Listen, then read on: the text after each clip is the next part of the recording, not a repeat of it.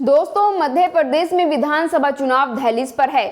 चुनाव का सियासी बिगुल बज चुका है। 17 नवंबर को वोटिंग तो 3 दिसंबर को नतीजे आने हैं और मध्य प्रदेश की सत्ता हासिल करने के लिए कांग्रेस जी जान से जुटी है। राहुल गांधी देश में मोहब्बत की दुकानें खोलना चाहते हैं, लेकिन मध्य प्रदेश कांग्रेस अध्यक्ष कमलनाथ भारत को हिंदू राष्ट्र बताते हैं। केंद्र और मध्य प्रदेश में कांग्रेस के दो अलग अलग चेहरे नजर आते हैं। केंद्र में कांग्रेस धर्मनिरपेक्षता की पैरवी करती है और मध्य प्रदेश में हिंदुत्व कार्ड खेलना चाह रही है। नमस्कार दोस्तों, मैं हिमांशी कश्यप आपके साथ। आप देख रहे हैं जनता की आवाज। आगे बढ़ने से पहले इस वीडियो को लाइक करें, शेयर करें और अगर पहली बार जनता की आवाज न्यूज चैनल को देख रहे हैं तो चैनल को सब्सक्राइब भी करें और घंटी जरूर बजाएं, चैनल की भी और सरकार की भी। आज की नेशनल मीडिया के मुकाबले में जनता का साथ दीजिए और उसकी ताकत बनिए, जनता की आवाज बनिए और हो सके तो इसके लिए चैनल को ज्वाइन भी करें।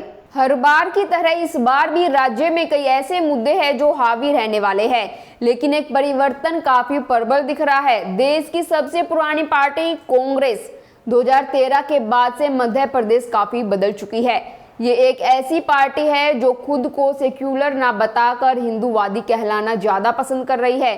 पिछले विधानसभा चुनाव को लेकर तो कांग्रेस खुद स्वीकार करती है कि उसने तय रणनीति के तहत हिंदुत्व की पिच पर खेलने का फैसला किया था। अब एक बार फिर जब चुनाव नजदीक है, कांग्रेस ने मुस्लिमों की राजनीति छोड़ हिंदुत्व पर सारा फोकस जमा रखा है। इसका बड़ा क्रेडिट पूर्व मुख्यमंत्री और कांग्रेस प्रदेश अध्यक्ष कमलनाथ को जाएगा, जिनकी तरफ से न सिर्फ खुलकर हिंदुत्व कार्ड खेला जा रहा है, बल्कि प्रत्याशियों की लिस्ट और घोषणा पत्र में भी इसकी छाप साफ दिखाई दे रही है। अभी तक कांग्रेस की तरफ से कुल 144 प्रत्याशी मैदान में उतारे जा चुके हैं, लेकिन वहां भी सिर्फ एक मुस्लिम उम्मीदवार को टिकट दिया गया है। लेकिन 144 में से सिर्फ एक प्रत्याशी को टिकट देना काफी कुछ बताता है। असल में मध्य प्रदेश में 7% के करीब मुस्लिम आबादी है, वहीं हिंदुओं की संख्या 91% के करीब है। ये समीकरण ही बताने के लिए काफी है कि एमपी में पिछले कुछ सालों से कांग्रेस ने अपनी रणनीति में इतना बड़ा बदलाव क्यों कर लिया है। इस समय मध्य प्रदेश में कांग्रेस को सॉफ्ट हिंदुत्व नहीं बल्कि हार्ड हिंदुत्व वाली पार्टी के रूप में देखा जा रहा है। इस बार पार्टी को जो वचन पत्र सामने आया है उसमें जिस तरह से गायों पर खास फोकस कर दिया गया, जिस तरह से मंदिर निर्माण का जिक्र किया गया है, ये बताता है कि एमपी में कांग्रेस ने सेक्युलर वाला चोला कहीं पीछे छोड़ दिया है। कांग्रेस के घोषणा पत्र की बात करें तो पार्टी ने 2 डिपार्टमेंट में इस बार खास फोकस दिया है। एक तरफ गायों की पॉलिटिक्स कर हिंदुत्व को धार देने का काम हुआ, तो वहीं इसके साथ साथ ओबीसी राजनीति वाली पिच पर भी मजबूती से खेलने का प्रयास दिखा है। बात अगर गायों की हो तो कांग्रेस ने पूरी तरह छत्तीसगढ़ की बघेल सरकार वाले मॉडल पर चलने का फैसला किया। वचन पत्र में वादा कर दिया गया कि सरकार बनने पर नंदिनी गोधन योजना शुरू की जाएगी। इस योजना के तहत राज्य सरकार 2 रुपए प्रति किलो की दर से गोबर खरीदने वाली है। अब इसे छत्तीसगढ़ मॉडल से प्रेरित इसलिए माना जा रहा है क्योंकि वहां की कांग्रेस सरकार ने साल 2020 में गोधन न्याय योजना की शुरुआत की थी। उस योजना के तहत 2 रुपए प्रति किलोग्राम पर गोबर खरीदा गया, बल्कि इसके साथ साथ जैविक खेती को भी प्रोत्साहित देने का काम हुआ। अब एमपी में उसी गाय वाले दाव के जरिए पार्टी फिर सत्ता वापसी करना चाहती है और सबसे बड़ी बात, पार्टी द्वारा 2018 के चुनावी वादों को भी फिर से रिपीट किया गया है। फॉर एग्जाम्पल 1000 गौशालाएं फिर शुरू करने का वादा किया गया है। ग्रो ग्रास अनुदान बढ़ाने की बात भी कर दी गई है। कांग्रेस के वचन पत्र में लोगों की आस्था का भी पूरा ध्यान रखा गया है। सोची समझी रणनीति के तहत ऐसे वादे कर दिए गए कि हिंदू समाज का प्रभावित होना लाजमी लगता है। पार्टी ने लोगों की आस्था और विश्वास को ध्यान में रखते हुए कुल 18 बड़े वादे किए। इस लिस्ट में राम वन गमन पंथ को जल्द पूरा करने से लेकर श्रीलंका में माता सीता का मंदिर बनाने का ऐलान किया गया।